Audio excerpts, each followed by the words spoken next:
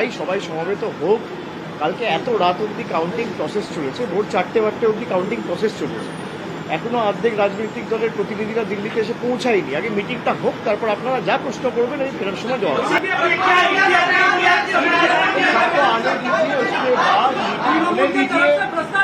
वापस जब लौटूंगा आप लोगों का हर एक सवाल का एक बार हो जाए मीटिंग, फिर बात चलो। अभी किसी से ना फोन में बात हुआ है ना आमने सामने मिले हैं। एक बार पहले सबको आने दीजिए। कोई तमिलनाडु से आ रहे हैं, कोई बिहार से आ रहे हैं, कोई कर्नाटका से आ रहे हैं, कोई आपका मध्य प्रदेश से आ रहा है, कोई गुजरात से आ रहा है, तो जो भी है, कोई पंजाब से आ रहा है, सबको आने दीजिए। आज दिल्ली पहुंचने दीजिए। उसके बाद जब बैठक होगी, आमने सामने बातचीत होगी, तभी कुछ बता पाएंगे।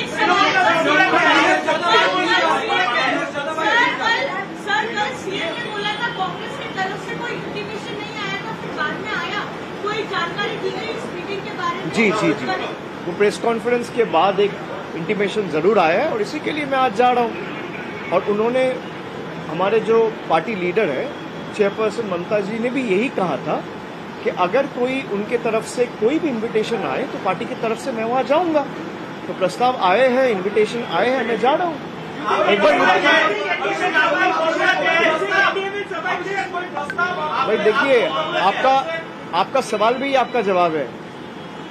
1 महीना पहले यही बीजेपी के लोग आके बंगाल के लोगों को कह रहे थे कि 30 सीट जिताओ, दीदीज government will not survive, Mamata ji का गवर्नमेंट खुश हो जाएगा। अभी आप जितने पत्रकार खड़े हैं, आप मेरे से उल्टा पूछ रहे हैं क्या एनडीए का गवर्नमेंट सर्वाइव करेगा? तो never estimate the power of the ordinary citizen और द कॉमन मैन। आपका सवाल में ही आपका जवाब है।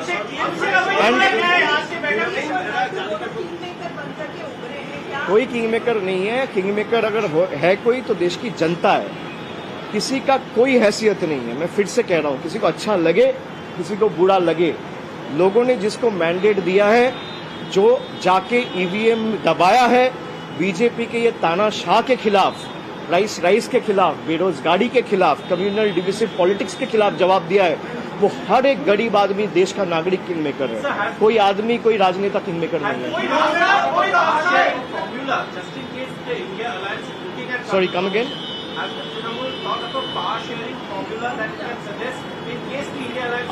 The deliberation has not even started. So let me go meet the people and the relevant stakeholders from different other political parties, and once we come to certain conclusions, I will brief each and every one of you. भाई पहले मिलने दीजिए, क्या प्रस्ताव रहेगा। अकेला तुम वहाँ पे मेरा मीटिंग हो नहीं रहा है। ऐसे बहुत सारे पार्टियां हैं जो 2 सीट जीत के आए हैं, वो भी आएंगे, जो 37 सीट जीत के आए वो भी आएंगे, हम 29 सीट जीते हम भी जा रहे। तो एक बार जाने दीजिए, मिलने दीजिए, उसके बाद সময় কথা বলবে, মানুষের উপর ছাড়ুন না।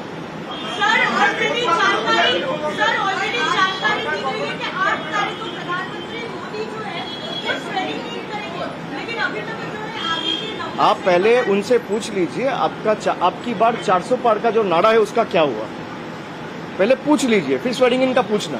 मैं तो आपका सवाल का जवाब देता हूं, पर इतना जरूर कहूंगा कि बीजेपी का जितना भी भविष्यवाणी है, मैं हर एक बीजेपी का सेंट्रल लीडरशिप को हाथ जोड़ के अनुरोध करूंगा कि भाई बंगाल के हर एक चुनाव में ऐसे प्रेडिक्शंस अब करते रहिए।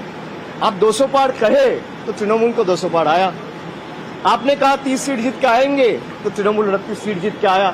अब ऐसे प्रेडिक्शन जितना करेंगे वो हमारे पक्ष में मैंडेट आता रहेगा। मैं उनका हृदय से आभारी हूं और हर एक बीजेपी का नेता का मैं अभिनंदन करता हूं।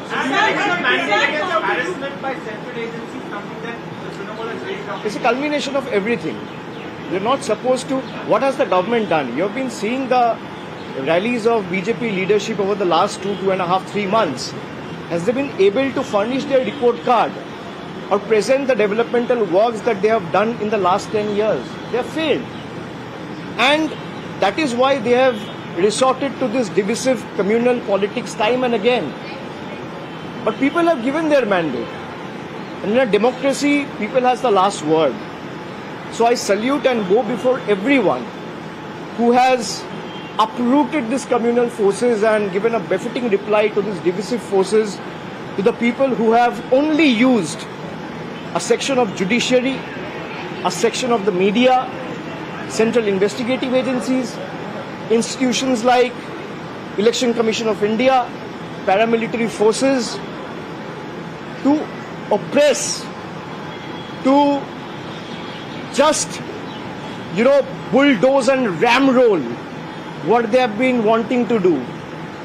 And they should learn from yesterday's mandate that in a country and a vast democracy like ours, it's not the leaders or the BJP top brass or the Prime Minister or the Home Minister or any other central minister for that matter who will have the last word. It's the people of the country who have the last word. That's the crux of the election. That's the crux of the election.